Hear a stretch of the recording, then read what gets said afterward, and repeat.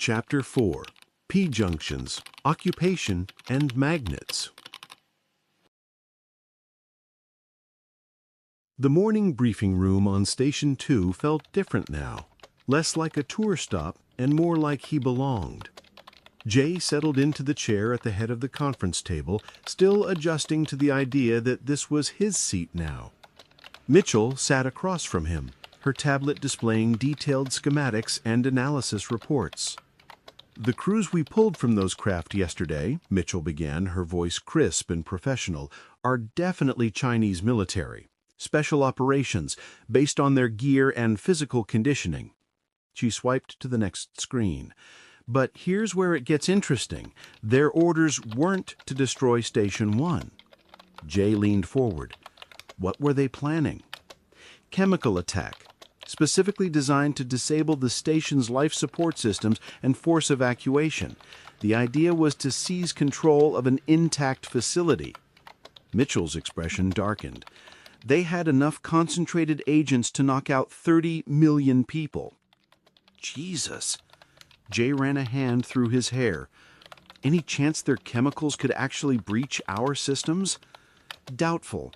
The amorphous metal hull would resist pretty much anything they could throw at it, but the external antennas, docking ports, ventilation exhausts, those are vulnerable. She paused, studying his reaction. There's something else. They had no idea Station 2 exists. None of their intelligence mentioned us at all. Which means either their intelligence is terrible, or this whole attack was meant to distract us from something else. Jay's implant chimed softly. Connie's voice filled his head. "Jay, Dr. Jackson requests your presence for dinner tonight. Admin team meeting in the executive dining room. Constant Star 1, 7 o'clock. "I'll be there," Jay said out loud, then looked back at Mitchell. "Keep analyzing those chemicals. And Mitchell, I want you to start thinking about defensive systems for Station 2. We can't count on being invisible forever." Mitchell's eyes lit up with the prospect of a challenging engineering problem. "I'll have preliminary designs by tomorrow." The executive dining room on Station 1 felt more like a gentleman's club than a space station facility. Real wood paneling, actual books on the shelves, and a massive table that could seat 20, but tonight held only 5. Dr. Jackson at the head, Jack to his right, Russell typing notes on his ever-present tablet, and Jay facing Mitchell across polished mahogany. Dr. Jackson raised his wine glass, real red wine, not synthesized, to new beginnings and old friendships.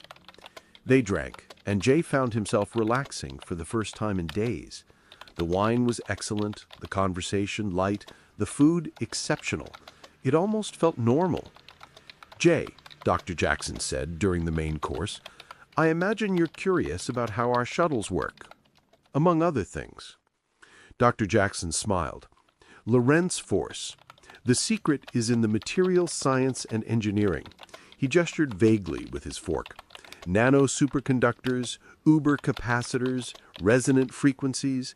It requires about 8 megawatts per kilogram of mass to lift using Earth's magnetic field, hence the microfuser."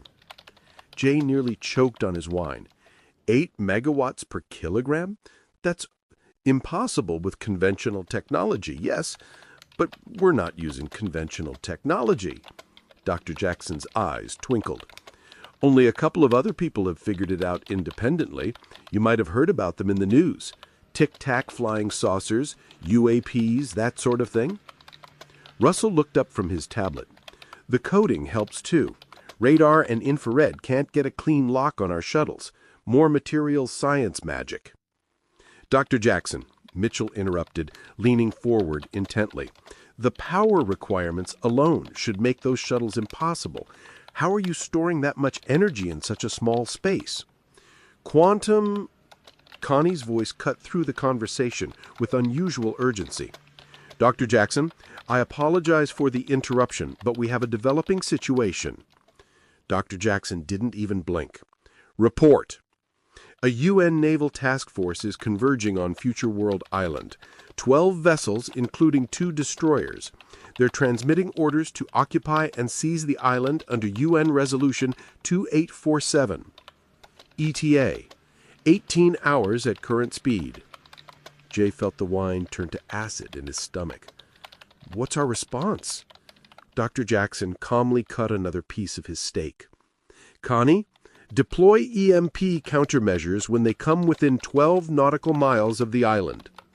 Understood. EMP systems standing by. Denise's voice joined the conversation. Jay, I should mention that I don't currently have EMP capabilities, nor do I control any island defense systems. Jay looked across the table at Mitchell. Think you can handle installing EMP weapons on Station 2? Absolutely. Her face was already animated with the challenge. I'll need specifications and full blueprints. And while you're at it, Jay continued, his mind racing ahead, I want you to design and install launchers for kinetic weapons, rods from God. Tungsten penetrators from orbital altitude? Can you do it? I can do it. The targeting systems alone will be fascinating to design. Dr. Jackson said, as he reached into his jacket and withdrew a leather portfolio. The rods from God are already installed, as well as a 100-kilowatt laser on the bottom side of the hub. Sorry to spoil your fun. And speaking of new responsibilities, he slid the portfolio across the table to Jay. Your formal appointment papers. Sign these, and you're officially Constant Star 2 Administrator. Jay stared at the documents. Official letterhead, detailed job description, salary figures that made his pilot wages look like pocket change. His whole life reduced to signatures on paper. What if I change my mind? You can quit anytime you like. Just select and train your replacement first. Jay picked up the pen. Once I sign this, there's no going back. He thought about the crew on Station 2 waiting for leadership, about the Chinese attack that could have killed millions, about the UN fleet approaching with hostile intent. He signed. Congratulations, Administrator Kwaramba, Jack said, then smiled. Welcome to the deep end of the pool. Speaking of deep ends, there's one more thing you should know about the object your mission discovered in Mexico. Jay looked up from the papers. The dog that bites?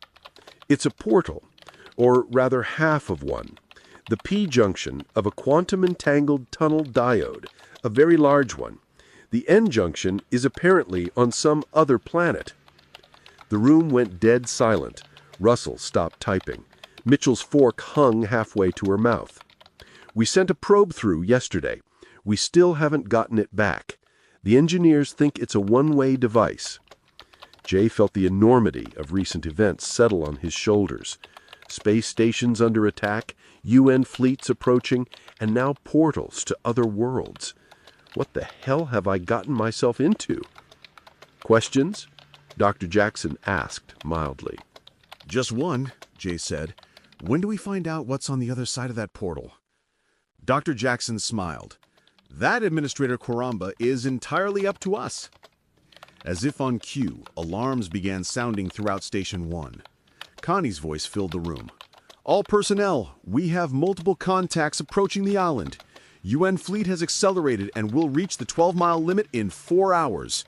Jay stood up, the signed papers still in his hand. Then I guess it's time to get to work. These videos are time-consuming and a bit difficult to make. I would prefer if you told me now that you think they're crap. If not, then please at least hit the thumbs down button. Thank you. If you like the videos, please tell me, and tell me how to improve them. I'm just one guy, and I often get wrapped up in the technical details. I miss a lot of stuff, I'm sure. Fresh eyes see what I miss, so please tell me. At least hit the like button. And if you're so inclined, please hit the share button. Thank you.